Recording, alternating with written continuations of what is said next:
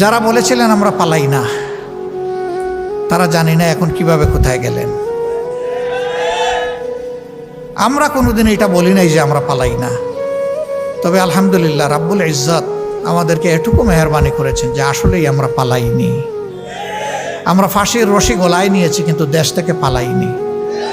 আমাদের একজন, তিনি আমেরিকায় ছিলেন স্বাভাবিক কাজে, সেই সময় বন্ধুবান্ধব তাকে নিষেধ করেছে, ডোন্ট কাম ব্যাক। তিনি বলছেন কেন? বলেছে যে আপনাকে ওই রকমই পারসিকিউট করা হবে, অবিচার করা হবে, যেমনটা অবিচার করা হচ্ছে আপনার সিনিয়র লিডারদের সাথে।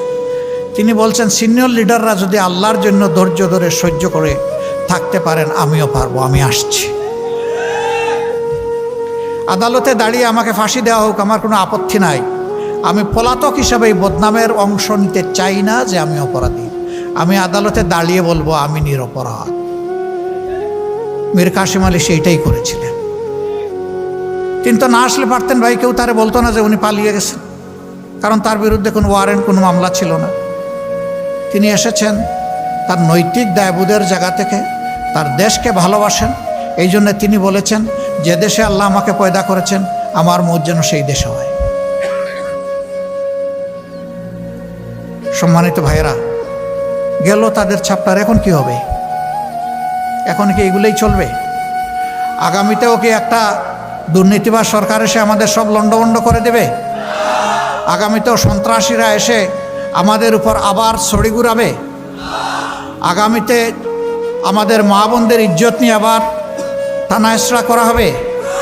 আমাদের জীবনের উপর কালো হাত নেমে আসবে? সবগুলার বিরুদ্ধে আমাদেরকে সিংহের মতো গর্জন করতে হবে ইনশাআল্লাহ। আমাদের স্পষ্ট বক্তব্য, দুর্নীতি তোমাকে লাল কার্ড, সন্ত্রাস তোমাকে একেবারেই কালো কার্ড, অবিচার তোমার জায়গায় সমাজে হবে না। একটা দুর্নীতিমুক্ত, সামাজিক সুবিচারে পরিপূর্ণ, একটা ভারসাম্যপূর্ণ অর্থনীতির দেশ হিসাবে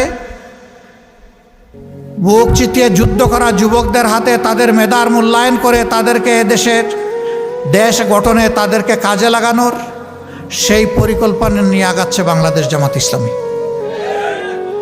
আমাদের অঙ্গীকার একেবারেই স্পষ্ট, আমরা শিক্ষা স্বাস্থ্যকে সবচেয়ে বেশি গুরুত্ব দেব। কারণ একটি ভালো জাতি গড়তে হলে অবশ্যই আমাদের একটা ভালো শিক্ষা ব্যবস্থা লাগবে।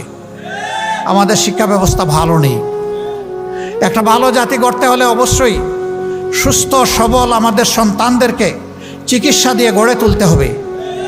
আমাদের স্বাস্থ্য ব্যবস্থা সেরকমটা নয়, ভঙ্গুর স্বাস্থ্য ব্যবস্থা। আমাদের দ্বিতীয় অগ্রাধিকার হচ্ছে দুর্নীতির বিরুদ্ধে আমাদের লড়াই। আল্লাহ ক্ষমতায় কারে নিবে না নিবে উই ডোন্ট নো। এই অ্যালটমেন্ট আসবে ইনশাআল্লাহ আসমান থেকে। আমরা বাংলাদেশের জনগণের রায় পেয়ে এই দেশ পরিচালনার দায়িত্ব পাই কিংবা না পাই, দুর্নীতি মাটিতে নেমে না আসা পর্যন্ত আমাদের লড়াই চলবে ইনশাআল্লাহ। আমরা থামবো না, কেউ আমাদেরকে থামাতে পারবে না।